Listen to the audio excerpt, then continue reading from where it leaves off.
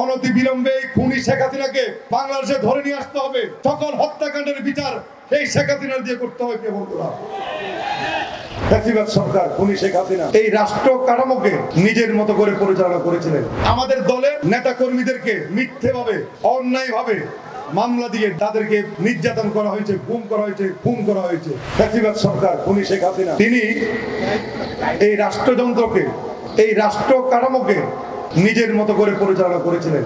তিনি অবৈধভাবে ক্ষমতায় টিকে থাকার জন্য পুলিশ প্রশাসন থেকে শুরু করে সমস্ত রাষ্ট্রীয় যত ধরনের কর্মকর্তা কর্মচারী আছেন, তিনি প্রত্যেককেই নিজের মতো করে সাজিয়ে নিয়ে তিনি দিনের ভোট রাতে তিনি নিয়েছিলেন।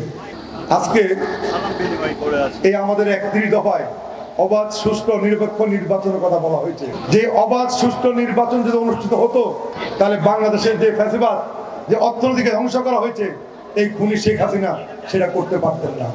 শুধু শেখ হাসিনা নয়, তার ছেলে মেয়ে থেকে শুরু করে তার বোন, তার আত্মীয় স্বজন, তার দলের যারা নেতা কর্মী ছিলেন, প্রত্যেককেই এই রাষ্ট্র কাঠামোকে দখল। আমাদের দলের নেতা কর্মীদেরকে মিথ্যেভাবে অন্যায়ভাবে মামলা দিয়ে দিনের পর দিন তাদেরকে নির্যাতন করা হয়েছে, গুম করা হয়েছে, খুন করা হয়েছে। এই এলাকায় আমাদের একজন সহযোদ্ধা জনি, তাকে নির্মমভাবে হত্যা করা হয়েছে। আমরা আজকে কর্মশালা ঘোষণা করতে চাই, অনতি বিলম্বে এই খুনি শেখ হাসিনাকে বাংলাদেশে ধরে নিয়ে আসতে হবে। সকল হত্যাকাণ্ডের বিচার এই শেখ হাসিনার দিয়ে করতে হবে। প্রিয় বন্ধুরা, আমাদের আন্দোলন, আমাদের সংগ্রাম সেদিনই সার্থক হবে, যেদিন এই শহীদদের রক্ত বিনিময় সে রাজনীতি করেছে, যেদিন এদের হত্যার বিচার করা হবে, সেদিন আমি মনে করি আমাদের রাজনীতি, আমাদের কর্মশালা, আমাদের সকল কর্মকাণ্ড সেদিন সফল হবে। বন্ধুরা।